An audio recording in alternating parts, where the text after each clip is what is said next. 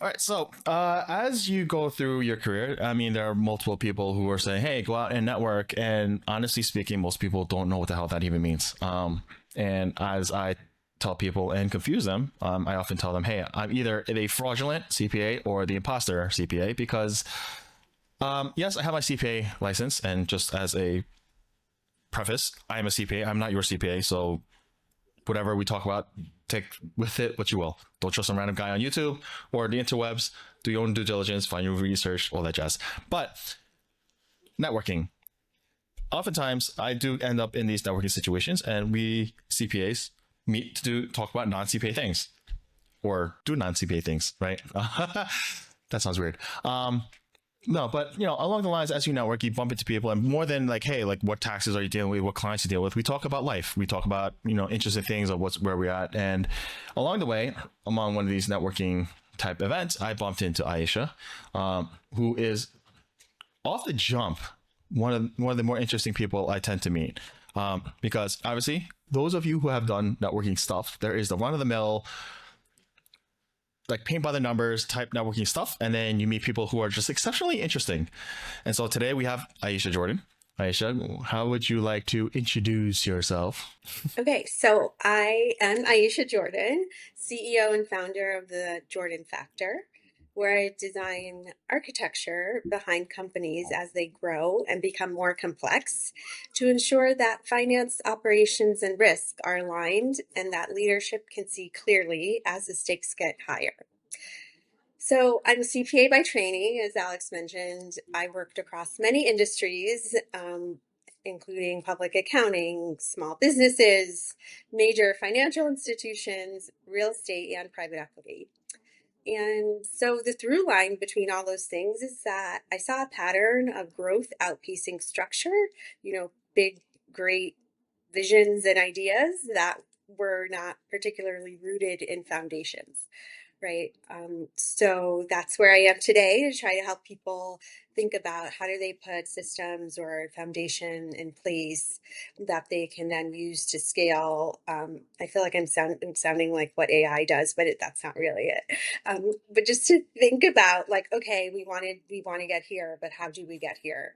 And so all the things I've done in the last 25 years, I'm putting together to combine to help entrepreneurs, businesses, founders put that structure Mhm. in place so they have something to use as they move forward in their journeys. And like when we had previous conversations, there was a lot of, I mean, you've done a lot of stuff, right? And for me, I think there is something underlying. And so, for those who haven't met you yet, what are, give me a little background. Like what can you tell folks about yourself that kind of better helps people understand who you are as, and so we have a better context in terms of how you got here.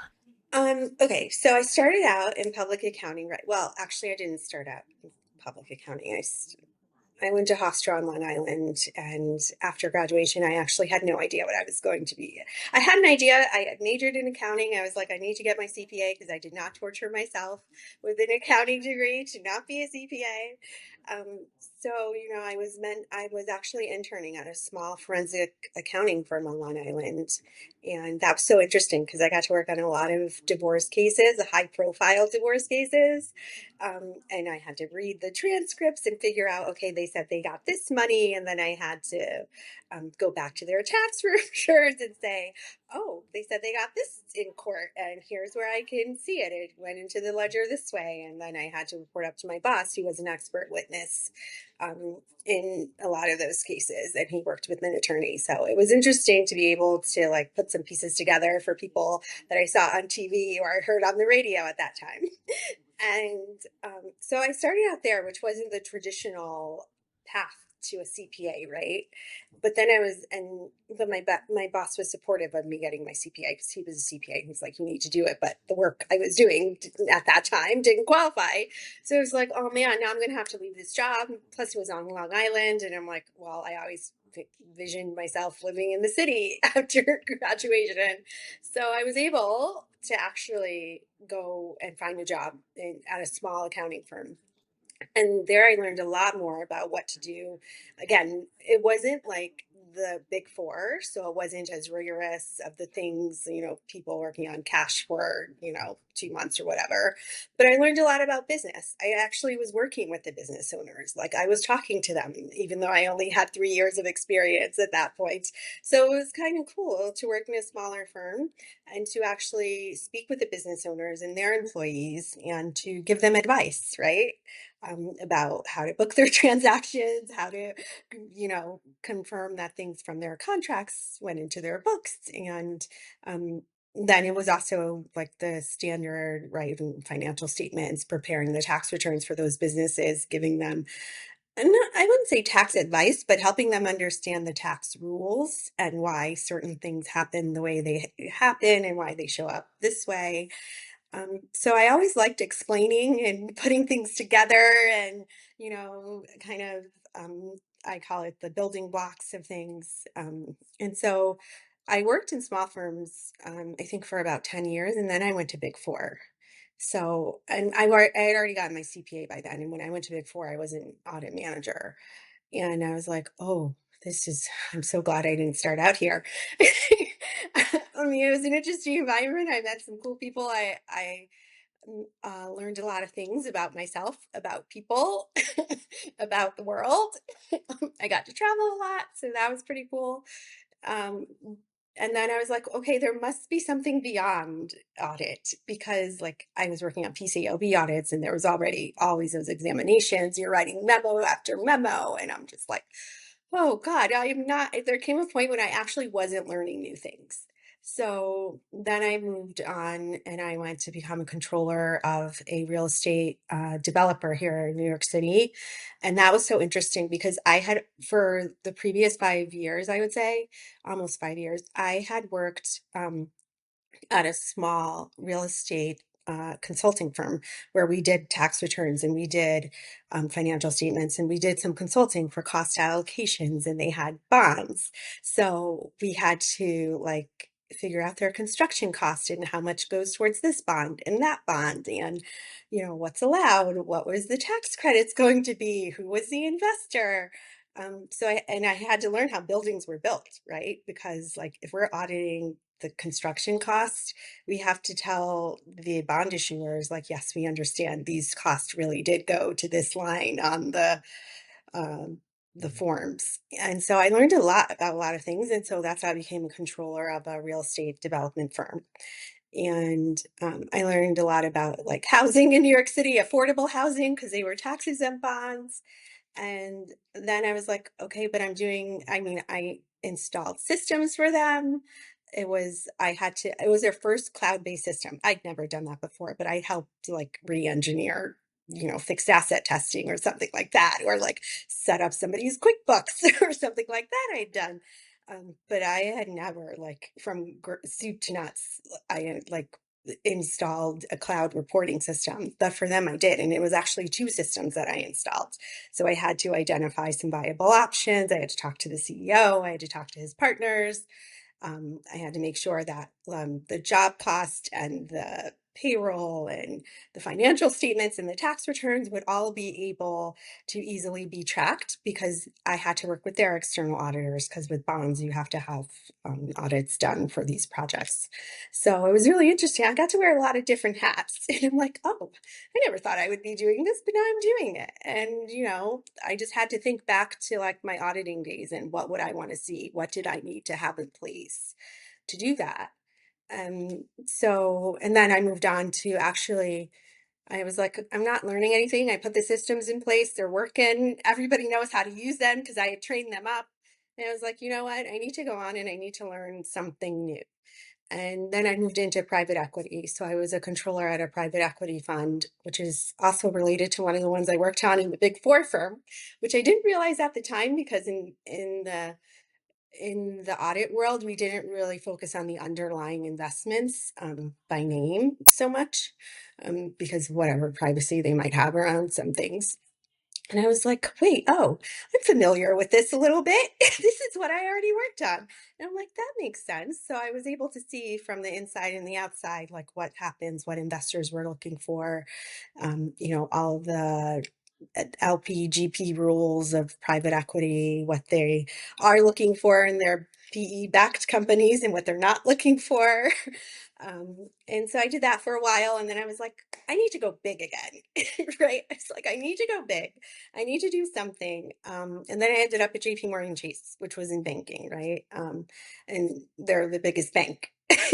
So I landed there and I worked for 5 years, a lot of good information and great people I worked with. I got to work on actual SEC reporting and sustainability reporting because that became a really big topic.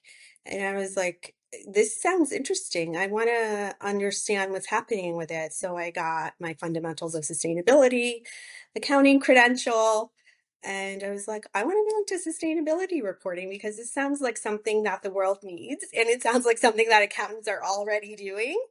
And that's something that I can help understand. And studying for that exam, I was like, oh my God, all these pieces I'm putting together, all these things I knew but didn't know, especially from my real estate development days, and what's sustainable and what's not.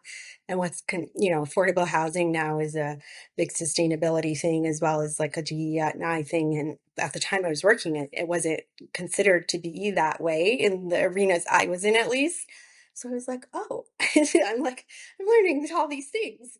And so, from there, I moved to another bank. And now, last year, I decided I need to do something for myself to really be learning all the time and really feel like I'm helping. And there, I was really more focused on the work and what I was doing the work for and who I was doing it for rather than for myself. So I'm just like, I really need to, reground myself and figure out where do I want to be at this point in my life and my career. And I'm like, you know what? I can try to do this on my own and see what happens. I've done it before, like in every company I worked with.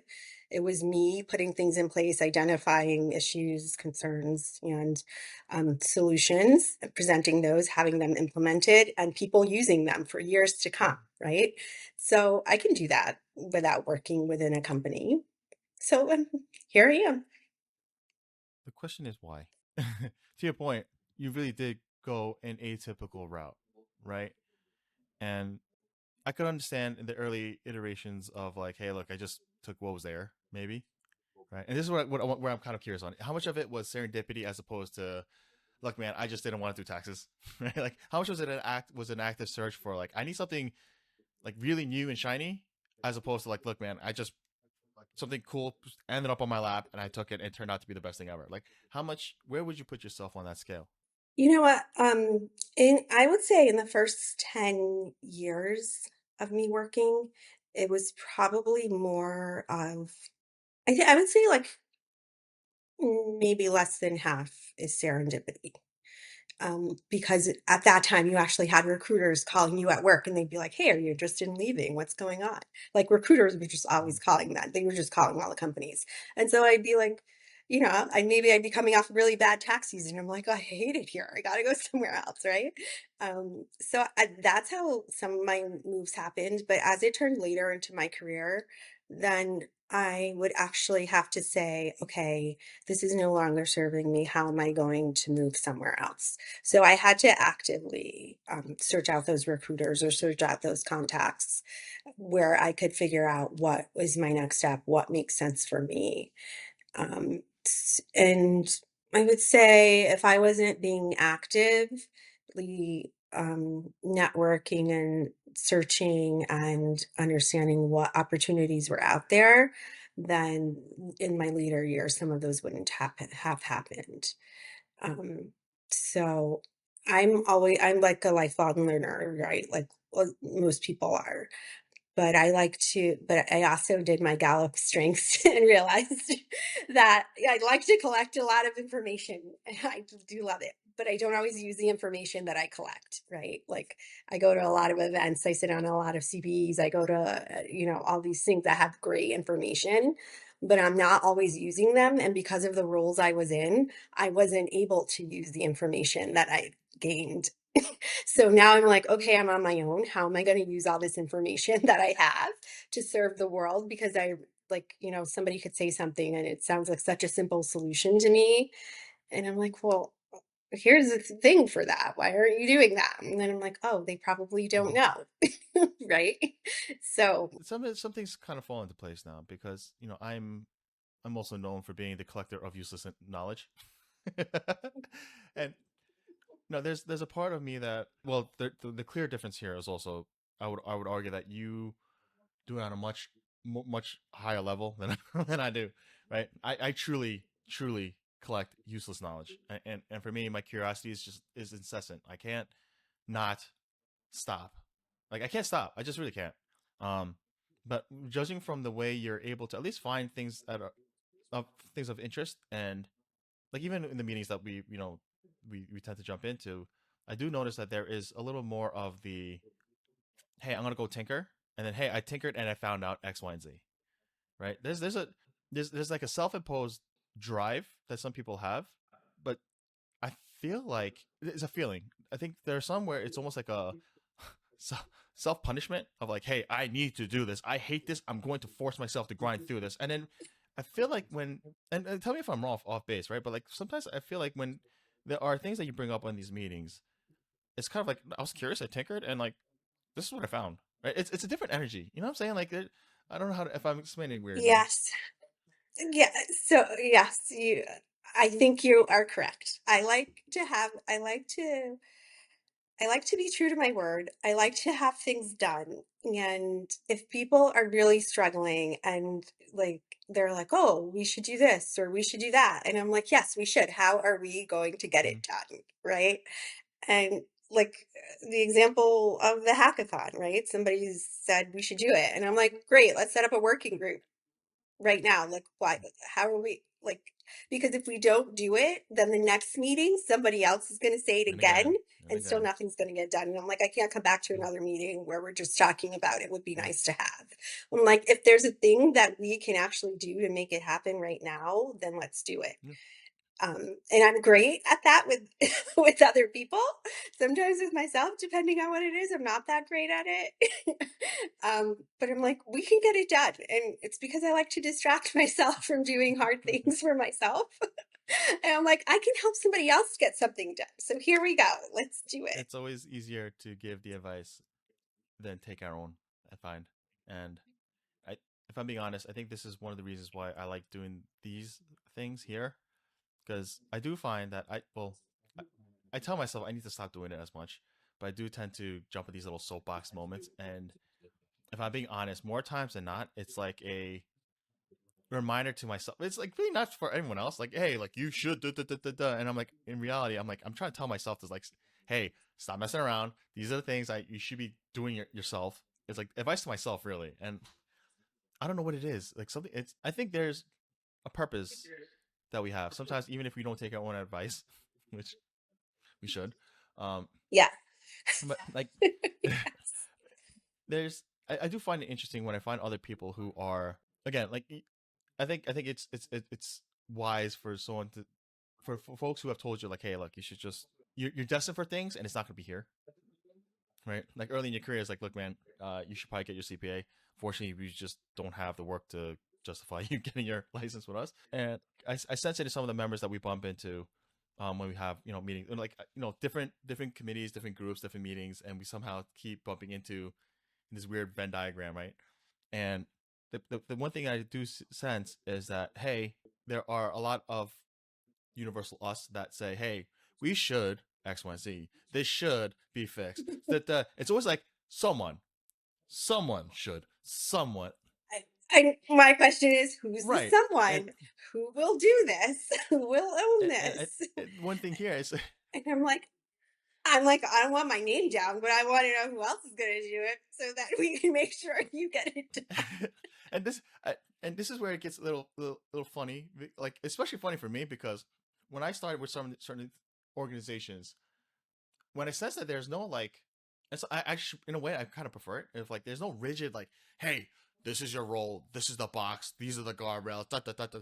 It's like, look, man, we're trying to we're trying to figure things out, and there is a level of frustration because again, there's a certain level of like everyone's looking to the other person, and for me, I'm like, look, okay, Mm. this might get me in trouble, and I don't know how many times you heard me say it. I'm like, look, so I'm probably gonna get myself in trouble, but like I'm gonna say what I say, and unless someone tells me, hey Alex, like we're not doing that, you're not allowed to do that. I'm like, I'm gonna do it. Why? Because I can. Right. And again, not just You never know until right. you know, as long as it's not Right, illegal. and that's the point of clarification, because some people have this nervous thing of like, what do you mean, like, because they like for me, there's for some reason in my brain I keep thinking that Peaky Blinders like line of like why are you gonna do that? Because we can, and if we can, we do, and with the caveat of let's not do anything unethical, let's not do anything illegal, let's not right like this, and also I understand that sometimes good intentions could get you in bad places, like fully understand that, but there comes a point in time for me of like if you see something's not working and you think that you have the ability to do it and you have the bandwidth to do it, why not do it, right? And Yeah, for me, again, like makes there have sense. been some times where like, hey, like Alex, like, hey, we'll take it from here. Thank you for your contribution. Or sometimes be like, hey, what the hell are you doing? Stop, right? And again, there's a part of me that like shrivels up, like, oh, I did a bad thing, right? But more times than not, if like to your point, like, hey, if enough people are saying we should, okay, like let's stop beating around the bush then. Like, what would it take to at least take that first step? I'm not saying I'm gonna promise you or deliver you like a $10 million revenue thing, right? Because that's not what we're talking about here. Like, but at the very least, you're saying that someone should get X, Y, and Z done. Now, what is it in you that has this drive to at least say, okay, you guys are doing a lot of this, a lot of talking, right? What is it about? What is it in your DNA that forces you to just be like, okay, instead of doing this, like you know what, you want to be mad at, Let's yeah, do like what some I'm of gonna be, you could this. be mad at me, but like, hey, like we're gonna take that first step. Like, what is it? Is there something specific in you that makes you do Um, that? I don't know. I just like for things to be done, and I think that if it becomes repetitive, then you're just talking, and I like action, right? Um, I used to go to therapy, but I stopped going to therapy because I realized I kind of fixed my problems. And I was like, okay, all I'm doing now is talking and I need to do more action. I was like, if I am not taking action on the things I have a problem with, then I'm letting myself stay in the situation that is not serving me. And where is that going to get me? Nowhere. It's going to get me here just complaining and talking. And I can't be doing that because it's going to drive me insane. And I can't really handle somebody else doing that either. Like, I'm going to be supportive and help you and give you some information. And I will even like put things in place for you to hopefully fix your problem if you really want it fixed, right? If you don't really want this thing fixed, then I need you to stop talking to me or I need you to fix it. Um, and I'm trying to have more patience as I get older. And I think I have because now I'm working with small businesses and startups. And I'm just like, some of them have not had businesses before. They've not been in a position to understand that they need to have certain things in place and that there are consequences to each decision they make.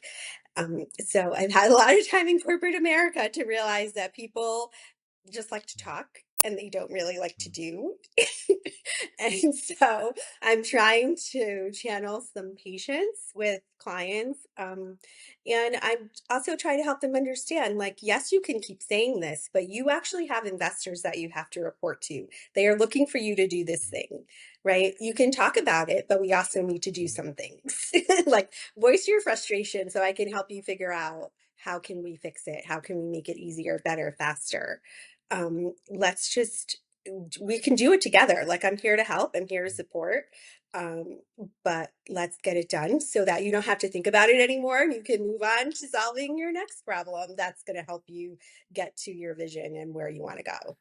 I mean, at this point, that is also a point of curiosity for me. Like, you could have, well, A, you briefly touched on why you decided to essentially hang your own shingle, right? Go out on your own. But I imagine there was a lot of back and forth thinking on that. Can you walk me through some of the internal dialogue, or maybe it was external dialogue, like that got you to that point? Yeah. So, yes. So last year, right, probably almost a year ago, I was working at a bank after 3 years and you know, we parted ways. It wasn't particularly mutual, but it was the time in the economics that many people were being laid off. Many things were being changed. And depending on what area you worked in, it didn't serve you well to be there anymore. And so I was like, what am I going to do now? I wasn't sad. I felt freeing because I'm like, now I can find something that I really want to do, spend my time on, and really make an impact. And I was like, I job searched around for a little while, and I'm like, oh, these jobs sound great. But I'm like, what's going on with this price range? What's going on with this description? I'm like, something's not adding up to me with what is going on. I'm like, I could do all these jobs in my sleep. Some of them were interesting and I could stretch into. And I was like, I'm going to spend more time trying to get an ATS system to notice me by putting my resume in there or connecting with people who aren't particularly, in a position to help me at that moment, which is fine. I like to connect with people. I, reached out to everybody. I'm always happy to help. But I'm like, I could do that and panic and be that way. But I'm like, I have some breathing room. So I should really figure out how I want to spend my time and what's going to give me, peace of mind and the greatest value. And I was like, all the things I've done in my career, they not all, but most of them were really like my ideas that then spawned into something else that was able to help, the company at large or my group or whatever. And I was like, well, I could still do that. Like because I was volunteering for New York PACE here for small businesses, and I'm like, I brought everything I know to these small businesses to help them. I've helped large businesses, and it's all been like a lot of it's been on my own, and I'm like, I still have my network of people that I like to talk to and reach out to and connect with, and it's was more about fear, I think, and I was like, okay, I can't keep letting fear run me. And I'm like, I was just gonna do it. Like I joined so many networking events about, women doing this, women doing that, yeah, so many things. And I'm like, it was so empowering. I'm like, why shouldn't I do it? Like I, I was first generation college kid, so it was always like, okay, you're in college, you're going to go to college. Now you need to work for a company. And if I told my dad, I was telling him told, if I told him what I'm doing, he's gonna be like, "What are you doing? Why are you doing that? You need to find a job." And I'm like, I could, but would it really be what I want it to be doing, or would I just be miserable? I'm like, and I'm not against working for companies, and I could work for a company. I would just have to be very specific about which company that would be, because you never know what people you'll run into, Mhm. who you'll have to Mhm. work with. Uh, so, one here and there, I search the job market. And I'm like, oh, this is interesting. I like this company. I like their principles and their values. So I would really need to be in line with that, a quality of life per se, to be able to go back to that. There's a lot of there.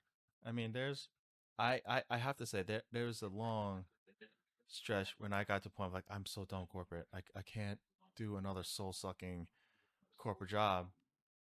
And for me, there's a little bit of every now and then you'd have a couple of friends who are like, dude, I don't hate my life. Like I actually don't hate work. I don't hate my office. I don't hate. And I'm like, that's great. That's good for you. But like, dude, I'm miserable. Like I find like, and there's a lot of growing pains, right? And then when I took a break from corporate, I realized there's definitely joys of entrepreneurship, of being your own boss, but there's also the reality of like, hey, hey, you do make your own hours, but guess what? The hours that you make for yourself tend to be brutal, right? And then Yes. depending on your personality type, there's always the judgment, whether explicit or silent, in your circles, right? Which then you get a sense of like, okay, there are the people that truly believe in you, and then there are the ones that like secretly hoping that you crash and burn, or either they wish for your downfall or they don't think you're gonna cut it. And for me, that was a level of pain that I should have been okay with, but it cut pretty deep for me. Um, and I got lucky. I totally understand that. Everyone has a different Mhm. experience. like I totally understand what you're saying because I didn't have the greatest experiences, but other people are like, "Oh, my team's great, my manager's great, so and so's great." I'm like, "I'm so happy for Mhm. you. I just, want to gouge my eyes out Mhm. when I get to Mhm. work in the morning after riding the subway for an hour." So I'm like, and then I'm expected to work Mhm. after that with somebody who's, not a very nice person, but they're my superiors, so I have to be okay with that. And so it's interesting, like, which is why I was like, I just can't go back. Like that, I run into very nice people, very supportive people. I've worked with great teams, but there were also those that were not great. And I'm trying to focus on the Mhm. positive versus the negative, but everyone has a different experience. And I think that people who have a great experience don't really understand that a Mhm. lot of times. Um, so then it starts looking a little bit like you might be the Yeah. problem, right? When that's not the Yeah. case. I mean, it's tricky, right? Because there's always so many variables. Like, I'm gonna be honest. There's a good part of it that could be, quite frankly, your attitude sucks. It could, like, I mean, for me, there's, when I reflect back, yes, there were a lot of things where just like I decided to stay in jobs where, like, it was essentially, I was complicit in my own complacency of, like, working a job that was definitely taking me nowhere. And then I had a shit attitude. I'm gonna be honest, because I thought that, hey, I made these great contributions. Where's my accolades? Where's my? And when it didn't come, I got jaded. Right? I was like, screw this place. Like these people are keep berating me for this, that, and a third. The job sucks. The people that I work with are amazing. I love the coworkers, and that's what kept me there. But then I'm like, the work that I'm doing, I didn't feel anything for it, and then so I felt resentment, which again, right? But then for me, there's some parts that I need to own for myself. The other side of it is like, look, at a certain age, you get to, like, thankfully we get to the point of like, look, this job isn't serving me, right? This job isn't serving me. I'm not serving myself by staying here. And there comes a point in time when you make a decision of like, as scary as the big world out there is, right?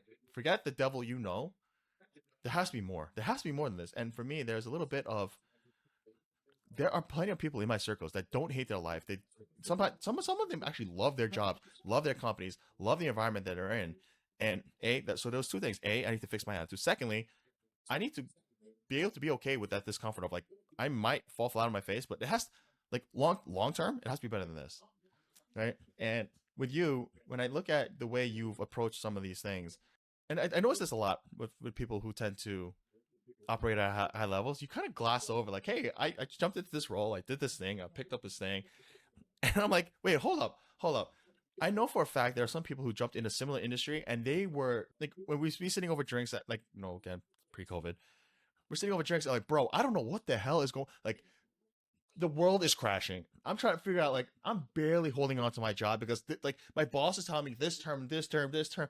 And I was just sitting here just like, yeah, I had to figure out this new thing, and I picked it up. Well, so what's interesting about that is I have thought that a lot. And I think because I'm just like, okay, I have this job to do. I know what I'm supposed to be doing. I need to get it done. And that was the job I was hired to do. That was the job I agreed to do. And I'm like, oh, well, it's just my job, right? Like I did these things, like I implemented so many things, right? Like that, like the biggest thing in the world is now using, right? Like things like that. And I'm like, well, it was just what I was supposed to do. And some of it wasn't. Some of it was just like me just putting things in place because it was easier than what they were doing, right? And so I was like, let's just do it. And so, and I think that is not particularly serving me that well now that I am an entrepreneur because like some people are very great at embellishment and exaggeration or, you know, perhaps it's actually stating facts, but it sounds grander than what I might think it sounds because I'm like, you were just doing your job. What are you talking about? I did the Right? dishes. And Worship so me. it's like, and you're like, but I did that too. Why does yours sound so much better? And I'm like, oh, because maybe they use different words or they had a different, like, I don't know. Or it could be just that people had a different opinion of them, right? Or an idea of what they were doing versus what I was doing.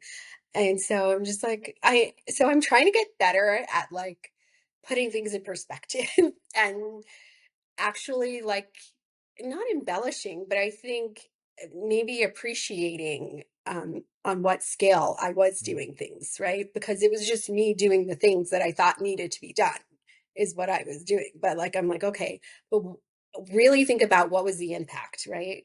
Although at the time I know what the impact is. I know that we're going to put this in the reporting that goes out to the public, right? And I know I've challenged these words that went on the page that went out to the public, and people are going to have something to say about it, or they're going to be fine with it, whatever it is.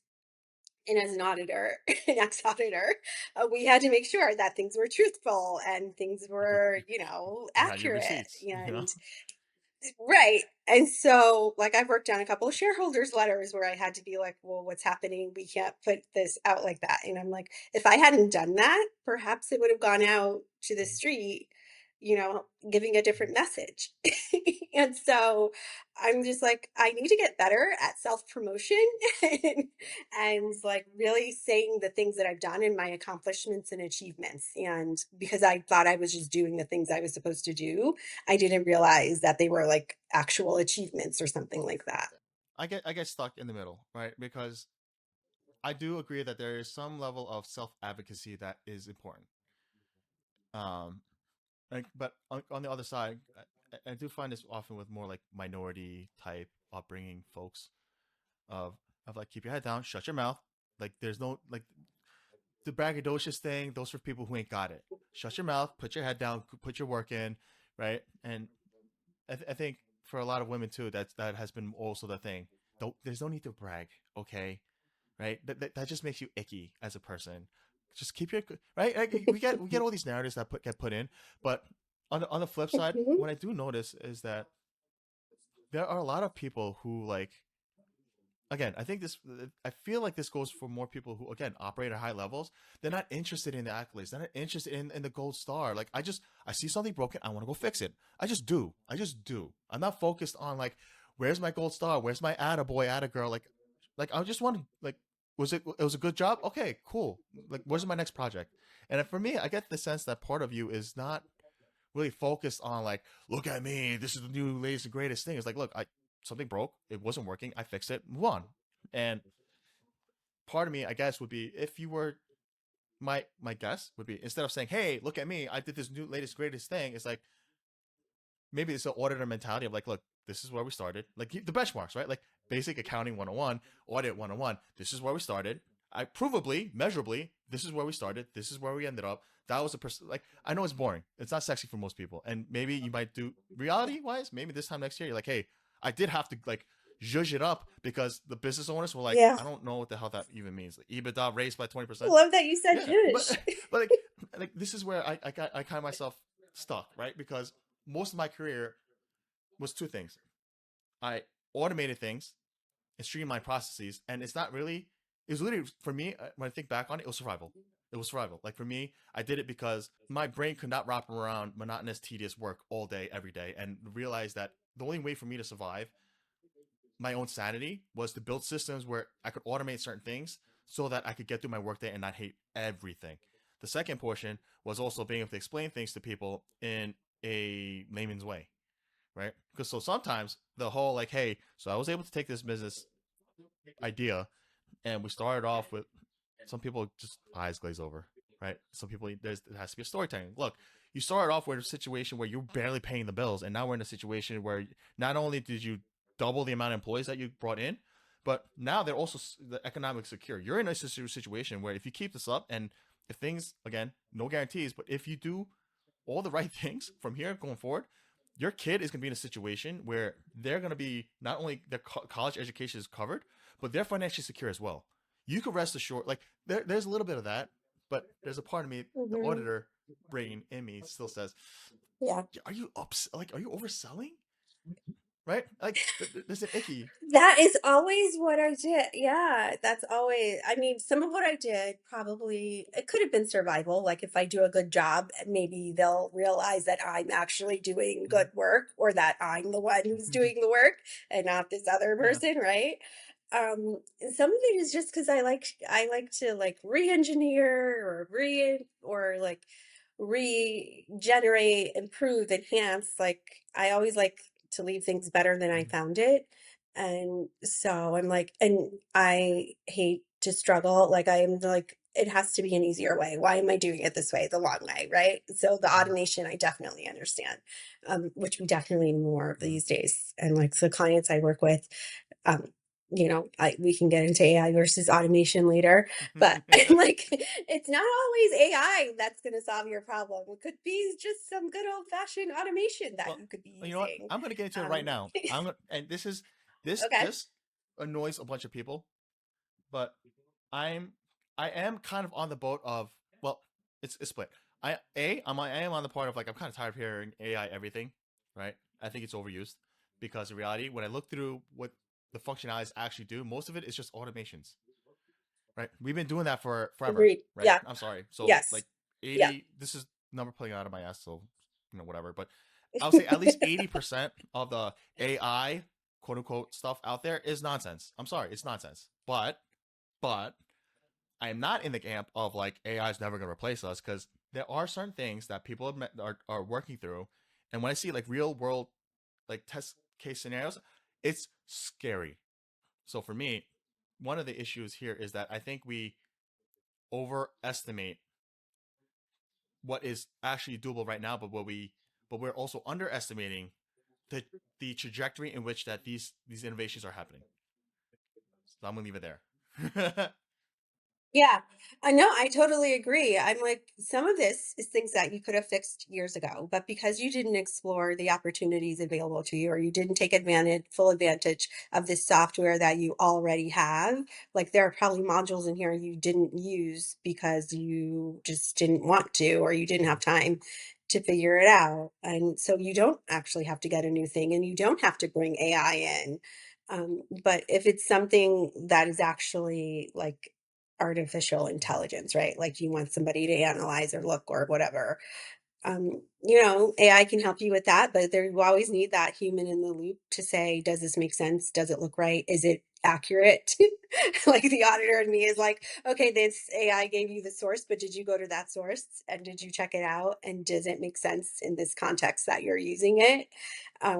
And so I always have to think about that. And I mean, surprisingly, some of the clients I work with aren't even trying to use the AI. And I'm like, well, you probably should, because there are three of you and you can't make decisions. Right. Well, And so, but here's the thing, right? I don't know that there will always be a human in the driver's seat. Right now, I would argue that you need one. um, mm, I think it Mm-hmm. depends, right? I mean, I think for right now in Right the now, state we're mhm. in, there should always Yes, be a correct. human. I think advances being made in certain things where you may not need one, but it depends what it's being Mhm. used for, right? What are you using that for? Where are you getting it from? Is it being sourced properly? Have you actually done that track back to the source? I mean, this is a problem with data governance, data management all the Mhm. time, right? Where are you getting it from? Where is it going to? How old is it? I think that's going to be big business, by the way. I like, well, not in perpetuity, but right now, I think that's I'm seeing more companies like that spring up because, hey, like, okay, so for me, so just this whole drives me crazy. People who are like, oh, I tried Claude, it's bullshit. I'm like, okay, which version did you use? The free one. What does that even Right, mean? How did you right. determine that? And some people legitimately, I will heat a little bit of. I'm like, okay, like that makes sense. But if I'm sorry, if you're using free version of any tool, I'm sorry, you're not getting squat. You're not getting squat. Now, when you look into things like Claude Cowork, or even OpenClaw, and the people who are like really torture testing some of these things, there are instances where I'm like, oh my goodness, that is that's scary. Now, where I see a lot of companies starting to spring up is because they understand, hey, there are some serious security issues, potential security issues, if you just all willy nilly decide to hand these tools the keys to keys to the kingdom. You're don't give me your credit card information. Don't give me personal information. Please, please, please, please, please. Right? Because some of these tools, they have no morals, and some of them actually are able to automatically do a lot of things that are astronomically astounding, but also scary if it's not applied in the right way.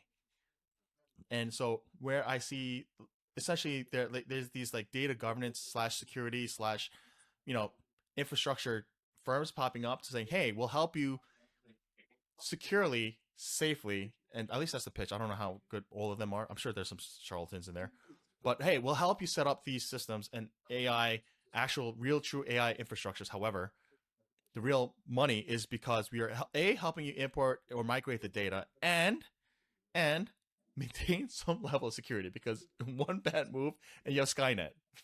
It's like, but Yeah, it's insane the information that people are feeding into these tools just mm-hmm, mm-hmm, nonchalantly. Like it makes sense, and I'm just like, okay, but there's still. I mean, remember when the mm-hmm, internet started? People are like, "Oh no, I don't go on the internet. I don't even want to do mobile banking. I don't want to do any of that." I'm like, there are lots of security mm-hmm, advances made. I don't think the tools are there yet. Obviously, there are some mm-hmm, guardrails in place already, some settings in place that you can use, but everybody needs to use their best judgment. Unfortunately, not everybody has the same level of best mm-hmm, judgment. But I think if you just take a couple of seconds to think, is this something I want to get out into the public? Um, then you can maybe stop yourself or save yourself some headaches later on. Obviously, I mean, personal is different than business. There are often more security measures and business tools, like the enterprise mm-hmm. versions of the tools that people are using. And just maybe take a second to check into what are these security measures that are here and what happens when you do integrations between systems, right? Like that's a big thing. Like I want this system to talk to this system Mm-hmm. automatically. I don't want to have to do that manual feed or that manual upload. And so is there a way that you can take out some of the third party integrations? Maybe they can integrate directly rather than going through two or three hops between. Well, Aisha, you're talking crazy. Why would you talk things that make sense? Like that's crazy talk. That's crazy, crazy talk. But I don't know. I'm just thinking of ways. I think in risk terms, right? Somebody says something, I'm like, well, wait, how does that impact this other thing down the road? And did you think, and do you still have this measure in place? They'll be like, no, we took that out because of this thing. And I'm like, okay, did you replace it with mhm, something else? And they're like, oh no, we decided we didn't need that. okay. Like, Uh-uh. I'm like, okay, where was the analysis on that? It's around somewhere, and like this is where I find it's goodness. So like, okay, so one thing that I know, like I dealt with it from a like an institutional level, right? And so for one of the issues, for instance, like when I got poached out of one group into work for another, it was one of those things where like, hey, just so you know, like we have, the organization was on a mad purchasing like shopping spree. They were buying up competitors left and right. And one of the things here is that hey, because I worked in the central office, everything had to come down to me, and we had to organize things in a very specific way. The problem here becomes you're being absorbed into this massive ecosystem, right? Now, how do you take multiple different systems, which eventually they were supposed to be in the same system, but all the issue is, hey, okay, fine, you migrated your information to this now unified system, but each site, each organization, and we had dozens at the very least, where you would think that the categorization for certain expense line items or categories would be somewhat uniform. It was not. So when I'm talking about hundreds of thousands of lines, hundreds of thousands, and this is pre-COVID. This is old school Excel. We have to not only. So I realized when I stepped in, well, I think with the previous person I replaced, what I suspect she did was she had automations set up, and then when she was let go, she just kind of said, "Good luck finding that tool." Um, Right? But when I thought I was the dumb. I felt so dumb. I felt so dumb. Like none of these things are none of these are tying out. None of these seem to follow any kind of logic, or it's not consistent. And then I realized, oh, you you guys were like force fitting a weird thing with a decoder ring that doesn't really work. So I had to sit there and a try to decipher what each site had in terms of their systems and their orders of operation, then deconstruct all of their expenditures to reclassify things and recategorize them with like different sets of decoder rings to funnel down to one category. Hundreds of thousands of lines, hundreds of thousands. Excel breaks repeatedly. I'm I'm sitting here and I'm like, wait, there was no universal No, definition. Where no. did they get their So they had info broadcast from? How do you then put that in it. space? So this is where it drove me nuts because I'm like, you have more resources than like, oh my goodness, and you can't you like no one. They just thought this is good enough. No, this is absurd. And Mhm. so Yield yeah, good enough. and then this you're gonna love this from a an accountant, auditor, whatever in our profession, or even general finance. When you essentially on a monthly basis have to manually adjust multiple lines just to make it fit, how do you feel about that? I'm like, why? What is it for? Is there did they have like I don't want to get into details, but I'm like, how do they adjust it? Do they have an automatic journal entry just went? Was there an update that they could have made to the system to do their calculation for them? I'm looking at Because you said it was manual, it wasn't even so automated yeah, journal it was no. entries. Like it was a manual calculation. Perhaps they had to It just makes do that. logical sense that $3 million should be in this account. That sounds right. Oh, yeah, look, there's always a $3 million reconciling difference. It's Yeah, fine. It's always as long as it's not different than yeah. 3 million, So it's I mean, fine. but I'm like, dude, there's no way, there's no way, there's no way, I'm and it like, drove me nuts. And it got to the point of, thankfully, you know, actually, you know what, let me not put people on blast, but like some of the people that we worked on, we were kind of nerding out on like, okay, so how do we do this? Like, clearly, like the powers that be are not here to. They just want it done, right? And then they're gonna keep yeah, telling, oh, it's doable, it's doable, it's always been done. It's been done wrong. I'm sorry, like at least as far as I can tell, it's been done wrong, right? So what I'm gonna do is I'm going to try to do this the right way, so that again, I that's what materiality is mm-hmm. for. Yes, but for me, like it got to the point for me, like the materiality started to get me nervous, But right? it's Because all the little things yes, add up, and then when we're I doing the annual agree. Yes. reports, I'm like, Jesus Christ, you guys are swinging things to in ways that I'm like, Yeah, manual journal. I don't know when that was, but manual journal entry, like manual calculations or anything manual these days is a cause for concern for sure.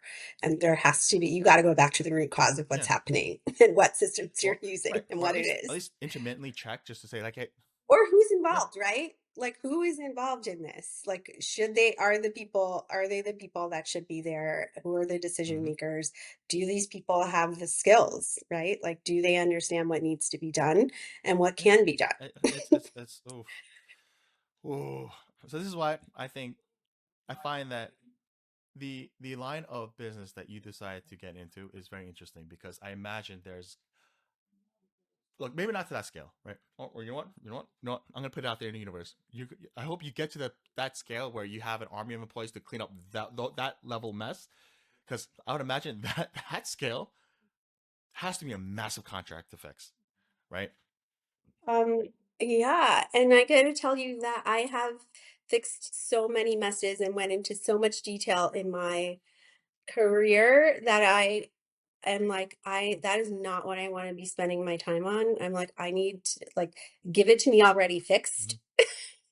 If I have to fix it. There's a problem. I'm happy to fix it. But if I keep having to I'm fix charging you things that double. should have been fixed by the time they got to me, right. I'm like, I'm not like I'm value based pricing, right? Sometimes that includes more things than others, depending what the client Mm-hmm. needs. But I'm like, I'm not going back to Mm-hmm. bookkeeping, right? I'm not going back to transaction reporting. I can help you figure out your contract and figure out how should you be recording Mm-hmm. this and what you should be monitoring and measuring and what your obligations are.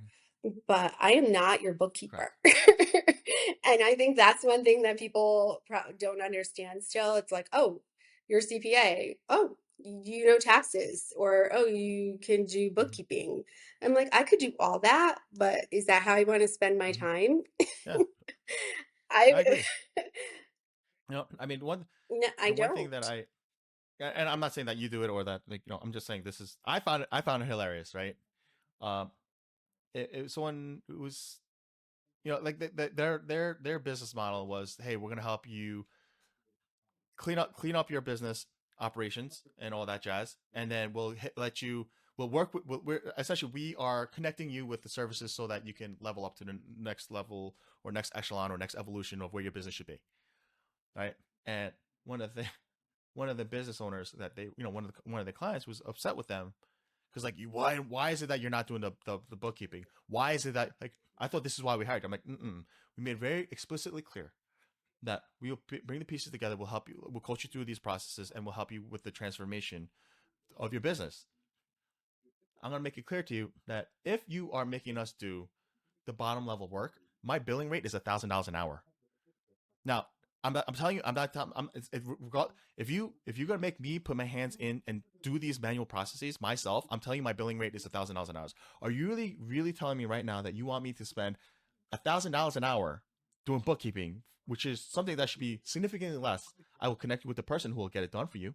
I trust them because they handle a lot about other clients. But if you're telling me that I myself, John, needs to sit down and do this for you, I will do it, but it's going to cost you $1,000 an hour. And so again, I tell you, I don't do this. I'm not saying this to piss you off. What I'm telling you is that the reason why you hired me is so that your business goes from $5 million to $50 million, and having me work on your books is not it. That is your homework, and I'll tell you, my job is to show you how to do it, right, and connect you with the resources so you can do it. But I myself, I'm not sitting there doing debits and credits. I'm sorry.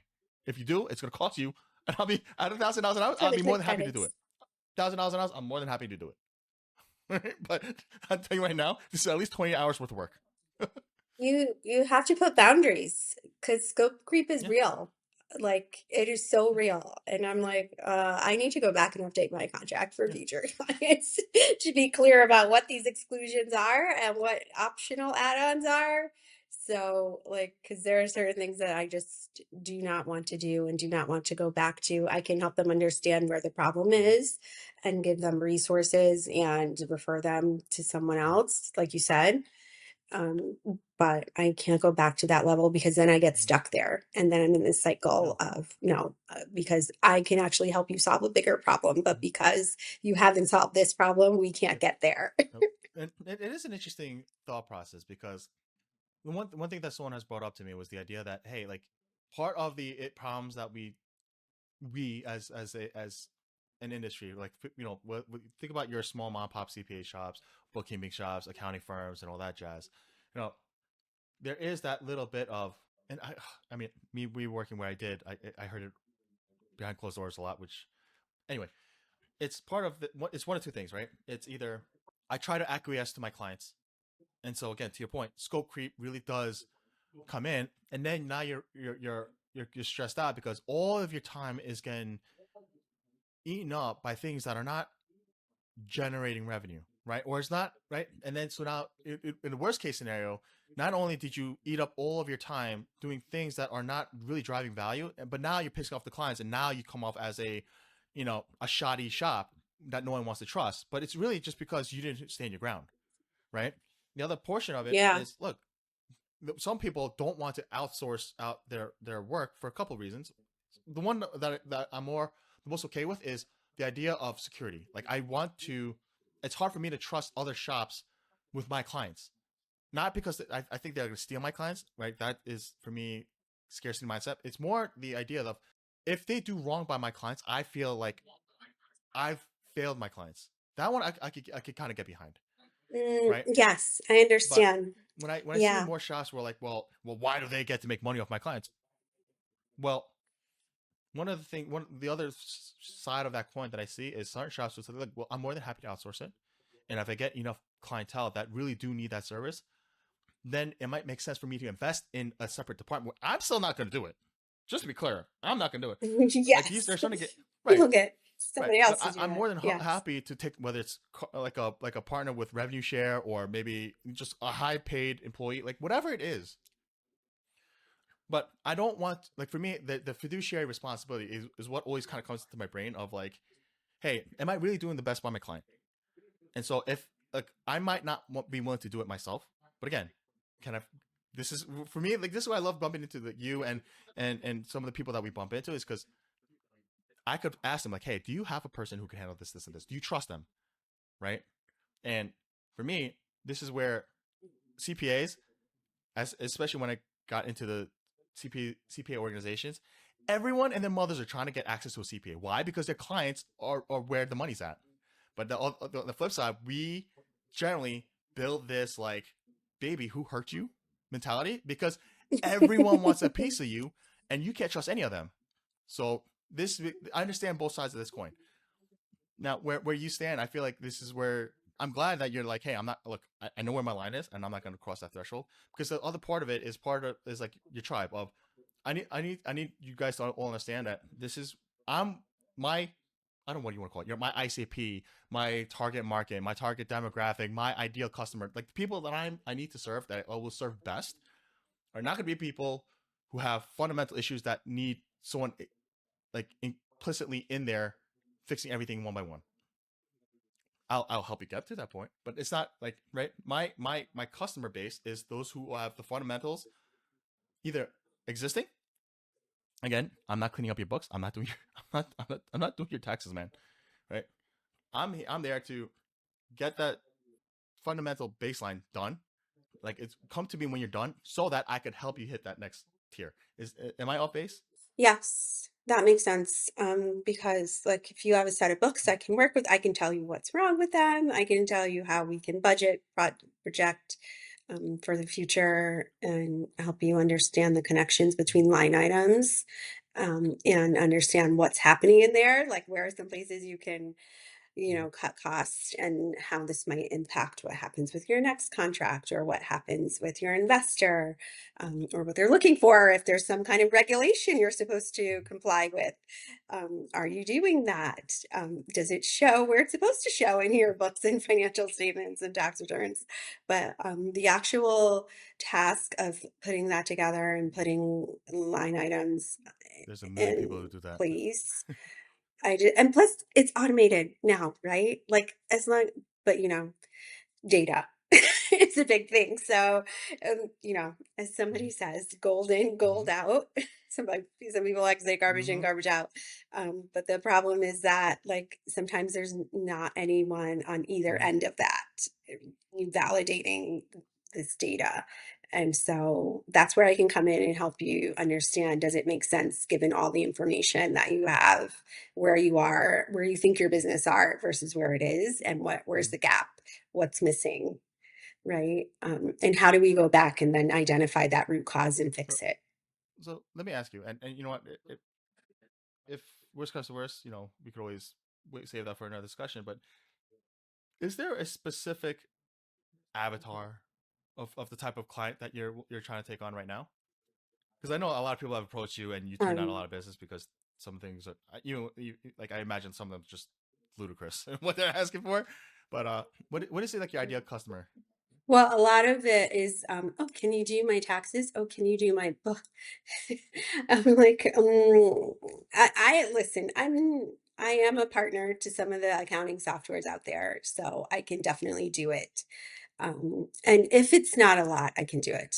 But now I'm kind of embracing my private equity roots a little bit more, and thinking about what are some of the PE backed companies that I can help, PE portfolio companies that I can help set up some structure and satisfy their sponsors or boards or whatever it is. And I think I'm leaning more in that lens because also last year I was like, I came upon this concept of a portfolio career, right? Which includes a lot of Mhm. different things, right? So it could be, so I'm also looking into some board governance work, whereby boards are struggling with getting reporting that Mhm. they need to make decisions because some of these PE companies or other like founders, the VC companies and others are struggling with getting their systems up getting them implemented. First of all, they're struggling with understanding what is it that Mhm. they need. Like something Mhm. feels off, but they are not sure what it is. So I dig in Mhm. with them. And so like the PE backed companies, founder led companies, maybe where executive teams are struggling to think horizontally across the Mhm. organization. There's a lot of vertical thinking. So probably they've been in business for a couple years because again, early stage startups and founders. Um, so although I can work with them, but it's going to be a bit more challenging and more Mhm. pricey, like you mentioned. And so probably in the couple million, probably in the tens of millions, I would say maybe 5 million to 50 or 100 million revenue that I can work with, just because I need to have enough information and data to be able to help them make informed decisions. If we're starting from zero, then it's harder to get that information and it's harder to help them understand that they need to put foundations in place right now. And then no one's getting Mhm. anywhere. I agree. I've always found that like I always had interest in like how that whole world worked. I get like little peaks here and there, but Yeah. there's I mean even when when I worked at for the R&D tax credit, there was it's interesting, right? Because there is a lot. Okay, so oftentimes when I see a lot of startups, the founding members of the founding group is usually so focused on the work, like the product, the service, whatever it is that they're creating. They're just so focused on that. The business end of it tends to suffer, right? And I, for me, when I was talking to some of these founding founders, it's like, hey, man, I get it. You want to dedicate every cent, every penny towards the next iteration, the next whatever, right? So that you have a product that you could get more venture capital money or PE money, whatever it is, the capital raise. And for me, you got to think of it another way, right? I get it. A lot of people can be sold on the mission, on the story, on the narrative that you're able to provide, right? And that is important. However, if you're talking about people who are in and out making an investment and that is their job, they need to understand, can I trust you with my money?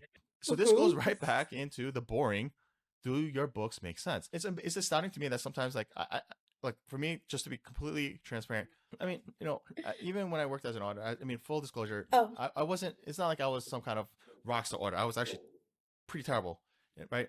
I was my first job or thing. I was trying to figure things out, but surprisingly, some things that I picked up was just fundamentals of audit logic, right? And if you think about general business, it's the same thing. If I'm going to give you millions of my dollar or my investors' dollars, I'm not just going to give it to you because you have a pretty smile and your story is cool.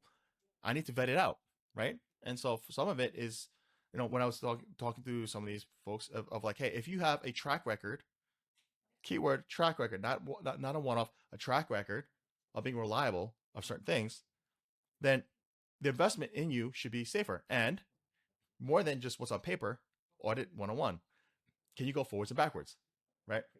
Is is what you're saying actually happening, and can we track it through the records, through the receipts? And also, if I look at the receipts and backtrack forward, does it match up with what you said should happen? Right? Like, can you prove it? yeah. I mean, that's true. At the foundation, audit is about general business, right? Mm-hmm. Because we were focused on risks, processes, procedures, controls, all Mm-hmm. things that businesses need to have into place Right. to be able to support their financial statements. If they're going out for a loan, if they're looking for an investor who wants to see your numbers, if they're looking, a lot of the shareholders, right? Mm-hmm. Like, do you actually have reasonable processes, procedures, controls in place? And like you said, a lot of the founders, they're always going out looking for money. They're delivering on client deliverables, which is great. But then they're being reactive when somebody says, oh, let me see your books Mm-hmm. or let me see your financials or how much revenue did you make? And then how did that then turn into other revenue? What's the scale? right? Mhm. Like, can you forecast under this contract what's going to happen? Like, how often do you get paid? When do you expect to get paid? Like things like that. It's a lot of reaction instead of proaction in this space. And that's what I'm trying to prevent, right? Like, kind of, if you will, like the, oh crap, we didn't think about this. And now we have to think about it. And, so that's why I'm here to help. Like if you think about it now, you don't have to think about it later. That's why I stay so calm because or I try to stay calm. And I'm like, it's okay. We got this. Like, let's figure out what we need to do, figure out what's the easiest way to get it done. Let's make it good enough. And then we fix it moving forward. Absolutely. And Because not everybody thinks about everything up front, absolutely unfortunately. not. And this is where I'm gonna leave with this, right? Yes, can you do your own books? Can you Google Food, ChatGPT your way through it? Probably to a great extent, yes. I'm gonna be honest. Probably yes. You can find an answer. Now, the problem here is becomes, and I've seen it way too many times for me to like. I say AI is gonna be great, and it's probably eventually going to replace most of us, if not all of us, at some point, future state. Right now, right now, I'm seeing more people getting themselves into trouble because they don't know what's wrong when they run it through AI. This is the problem here is like, can you build your own addition to your house? Can you do your own taxes?